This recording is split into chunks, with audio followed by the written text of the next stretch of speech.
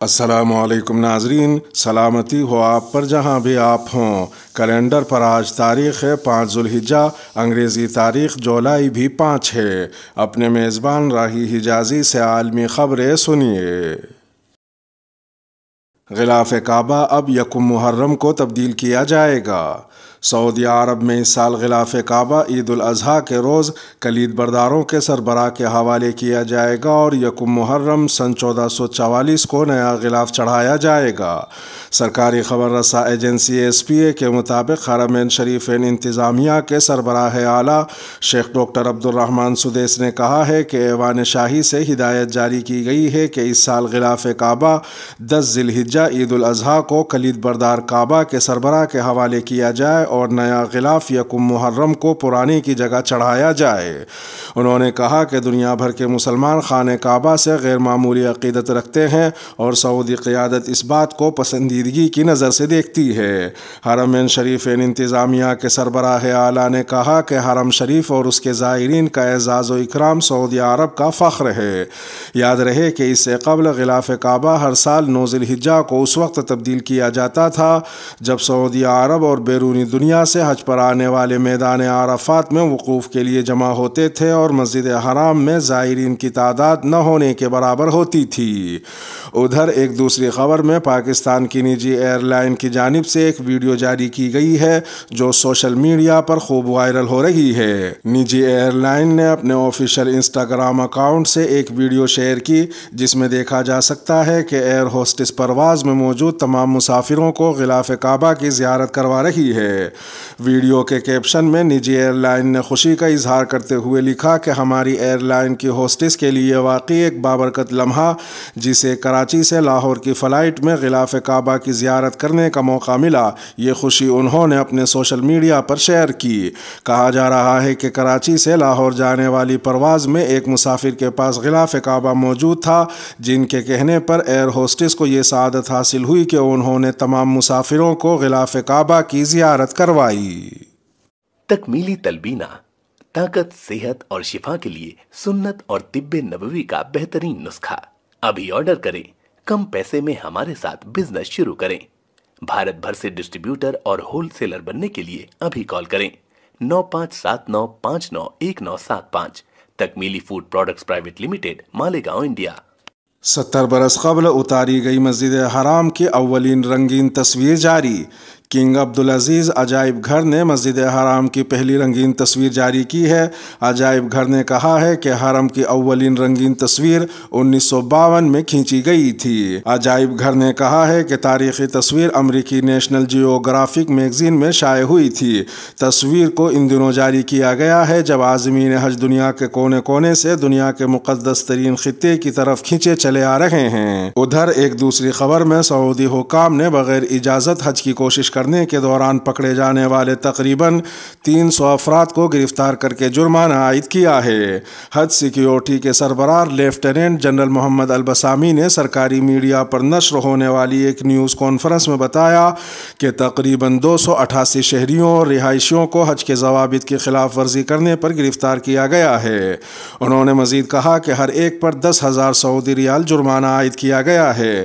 بسامی نے بتایا کہ حکام نے اسلام کے مقدس ترین شہر مکہ مکرمہ کے ارد گرد بھی حفاظتی حصار نافذ کر دیا ہے جہاں خانہ کعبہ واقع ہے اور 69,000 سے زیادہ گاڑیوں میں سوار تقریباً 1 لاکھ افراد کو داخل ہونے سے روک دیا گیا ہے۔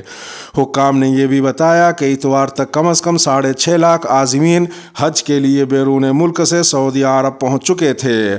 واضح رہے کہ حج کا باقاعدہ آغاز بدھ کو ہوگا لیکن پیر کے روز حجاج نے طواف کرنے سمیت دیگر عبادات کر لی ہیں۔ مرد و خواتین میں تعلیم کے حوالے سے کسی امتیاز پر یقین نہیں رکھتے۔ افغان صوبہ نیمروز کے ایک پرائیویٹ میڈیکل انسٹیٹیوٹ سے 250 مرد و خواتین نے میڈیکل کے مختلف شعبوں میں فراغت حاصل کی۔ مرد و خواتین شرکاء پر مشتمل گریجویشن کی اس تقریب میں طالبان حکام نے بھی شرکت کی اور اس عزم کا اظہار کیا کہ وہ علوم و فنون کی تحصیل میں مرد و خواتین کے درمیان امتیاز پر یقین نہیں رکھتے۔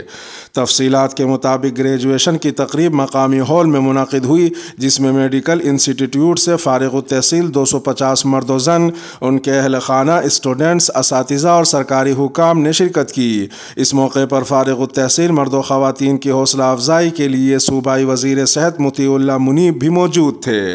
گریجویشن کی تقریب سے صوبائی وزیر مطیع اللہ منیب نے خطاب کرتے ہوئے کہا کہ طالبان حکومت افغان خواتین کی تعلیم کے متعلق مغربی اداروں اور حکومتوں کے پروپیگنڈے کو مسترد کرتی ہے۔ انہوں نے مزید کہا کہ ہم نہ پہلے لڑکیوں کی تعلیم کے مخالف تھے اور نہ اب ہیں۔ انہوں نے کہا کہ لڑکیوں کی پرائمری اور اعلیٰ تعلیم کا سلسلہ شروع سے ہی بحال ہے۔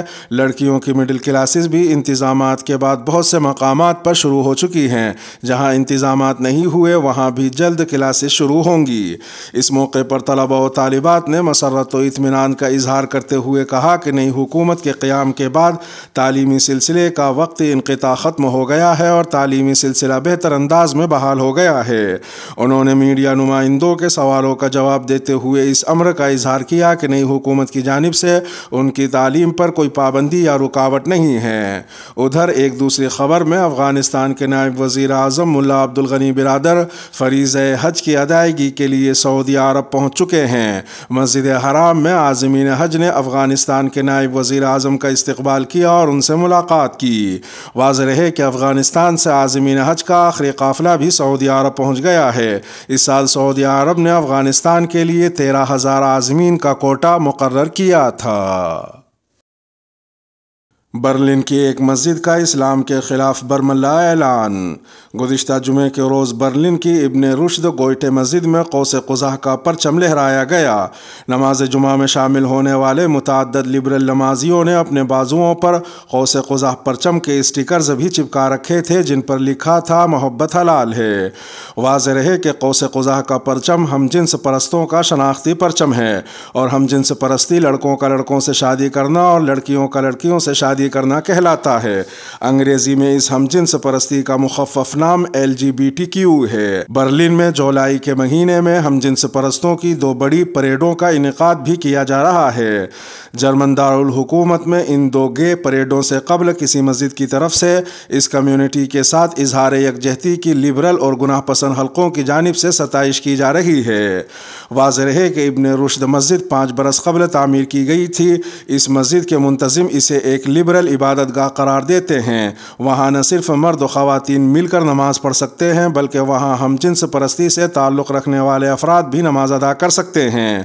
جرمنی میں یہ اپنی نوعیت کی واحد مسجد ہے جہاں اسلام اور شریعت کے خلاف جاتے ہوئے ہم جنس پرستوں اور لونڈے بازوں کو بھی ان کے برے عمل کے باوجود مسجد میں گھسنے دیا جاتا ہے۔ اس مسجد کے 6 لبرل اماموں میں سے ایک امام کا کہنا ہے کہ وہ ہم جنس پرستوں اور لونڈے بازوں کو بھی ایک محفوظ راستہ دینا چاہتے ہیں تاکہ وہ بھی اپنی زندگی میں روحانی تجربات سے مستفید ہو سکیں۔ انہوں نے اس امید کا اظہار بھی کیا کہ مستقبل میں بہت سی دیگر مساجد بھی ہم جنس پرستوں اور لونڈے بازوں کے ساتھ اظہار یکجہتی کرتے ہوئے اس برادری کا مخصوص پرچم لہرائیں گی۔ واضح رہے کہ اسلامی اور قرآنی تعلیمات کے مطابق حضرت لوط علیہ السلام کی قوم پر جو عذاب آیا تھا وہ اسی ہم جنس پرستی، لونڈے بازی اور LGBTQ کمیونٹی کے باعث آیا تھا۔ عید الاضحیٰ کا انتظار کرنے والا کاشتکار اور بیوپاری پریشان۔ پاکستان کے مختلف صوبوں میں بڑے جانوروں کی کثیر تعداد جن میں گائے، بیل اور ان کی اقسام شامل ہیں لمپی وائرس کا شکار ہیں۔ صوبہ سندھ سے شروع ہونے والی یہ بیماری ملک کے دیگر حصوں میں پھیل چکی ہے جو مویشیوں کے لیے ایک بڑا خطرہ ہے، جبکہ اس بیماری کا شکار ہونے سے ہزاروں کی تعداد میں جانور اب تک مر چکے ہیں اور لاکھوں جانور اس سے متاثر ہیں۔ فورٹ عباس سے آئے محمد اکرم اپنے 12 بڑے جانور لیے شیخوپورہ منڈی میں بیچنے کے لیے آئے تھے، تاہم جب وہ شیخوپورہ پہنچے تو ان کا ایک جانور لمپی وائرس کا شکار ہو گیا۔ کئی 100 کلومیٹر کا سفر طے کر کے پہنچنے والے محمد اکرم اب پچھلے کئی روز سے منڈی میں ہی بیٹھے ہیں کیونکہ ان کا جانور جب تک ٹھیک نہیں ہو جاتا تب تک وہ واپس نہیں جا سکتے۔ انہیں منڈی انتظامیہ کی جانب سے وہاں ہی روک لیا گیا ہے۔ BBC سے گفتگو کرتے ہوئے محمد اکرم کا کہنا تھا کہ اس سال ہمارے مویشی ہمیں فائدہ نہیں دے رہے بلکہ نقصان نقصان دے رہے ہیں۔ ان کا اس بارے میں مزید کہنا تھا کہ بیوپاری جو بھی جانور خریدتا ہے دیکھ بھال کر لیتا ہے، لیکن اس بیماری کا کوئی پتہ نہیں چلتا کہ راستے میں ہی جانور کو ہو جائے۔ انہوں نے بتایا کہ اس جانور کے بیمار ہونے سے کم از کم انہیں 2 لاکھ روپے کا نقصان ہوا ہے۔ لمپی وائرس کا شکار ہونے والے جانور کو بآسانی پہچانا جا سکتا ہے۔ اس بیماری میں مبتلا جانور کو تیز بخار ہوتا ہے، وہ کھانا پینا چھوڑ دیتا ہے، جانور ڈپریس ہو جاتا ہے اور اس کی حرکت بھی کم ہو جاتی ہے۔ اس کے علاوہ اس کی جلد پر بڑے بڑے دانے بن جاتے ہیں جو 4 سینٹی میٹر تک بڑے ہو سکتے ہیں۔ چاند پر قبضہ نہیں کر رہے ہیں۔ چین نے پیر کو ناسا کے سربراہ بل نیلسن کے اس انتباہ کو ایک غیر ذمہ دارانہ بیان کے طور پر مسترد کر دیا جس میں انہوں نے کہا تھا کہ بیجنگ فوجی پروگرام کے ایک حصے کے طور پر چاند پر قبضہ کر سکتا ہے۔ روئٹرز کی ایک رپورٹ کے مطابق چین کا کہنا ہے کہ اس نے ہمیشہ خلا میں قوموں کی برادری کی تعمیر پر زور دیا ہے۔ واضح ہے کہ چین نے گزشتہ دہائی میں اپنے خلائی پروگرام کی رفتار تیز کرتے ہوئے چاند پر سائنسی تحقیق پر توجہ مرکوز کی تھی۔ چین نے 2013 میں چاند پر بغیر عملے کے اپنی پہلی لینڈنگ کی تھی اور توقع ہے کہ اس دہائی کے آخر تک خلابازوں کو چاند پر بھیجنے کے لیے طاقتور راکٹ لانچ کیے جائیں گے۔ نیلسن نے ہفتے کو جرمن اخبار میں شائع ہونے والے ایک انٹرویو میں کہا تھا کہ ہمیں بہت فکر مند ہونا چاہیے کہ چین چاند پر اتر رہا ہے اور کہہ رہا ہے کہ اب یہ ہمارا ہے اور تم اس سے دور رہو۔ امریکی خلائی ایجنسی کے سربراہ نے چین کے خلائی پروگرام کو ایک فوجی پروگرام قرار دیتے ہوئے کہا کہ اس نے دوسروں سے آئیڈیاز اور ٹیکنالوجی چرائی۔ تاہم چینی وزارت خارجہ کے ترجمان نے کہا کہ یہ پہلا موقع نہیں ہے کہ امریکی نیشنل ایرونوٹکس اینڈ اسپیس ایڈمنسٹریشن کے سربراہ نے حقائق کو نظر انداز کیا ہو اور چین کے بارے میں غیر ذمہ دارانہ بات کی ہو۔ اس کے ساتھ ہی ویڈیو کا اختتام ہوا۔ چینل پر تازہ اپلوڈ کی جانے والی ویڈیو آپ کی اسکرین پر نمودار ہو رہی ہوں گی۔ یہ ویڈیو آپ کی نظر سے اگر نہ گزری ہوں تو ان کو بھی ملاحظہ فرما سکتے ہیں۔ اپنے میزبان راہی حجازی کو اب دیجیے اجازت۔ سلامتی ہو آپ پر جہاں بھی آپ ہوں۔